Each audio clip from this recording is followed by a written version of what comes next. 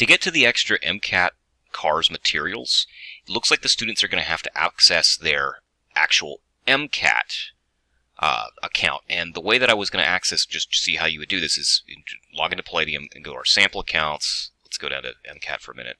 The students should have, it should be the MCAT in person. The one we've been using for this course, the JAMP course, has been the CARS Foundations, but they should apparently have access to something like, the MCAT prep in person. I don't think it makes a difference between the plus or just the in person, so you have the students launch that course. And then where they find their materials is they would go, the extra materials, is you would go to Study Plan, all the way down where they've got the Practice Tests tab, this one, AAMC Practice. You click that, and then it opens up all these different things here.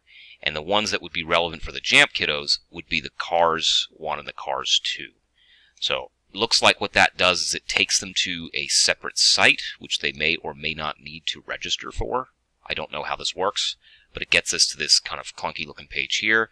But if you look down on it, we have the AAMC Official MCAT Critical Analysis Reason Question Packs Volume 1. Click that one, go to Product, and it opens up this page here. So it looks like we've got 120 possible questions, and then you just hit the practice.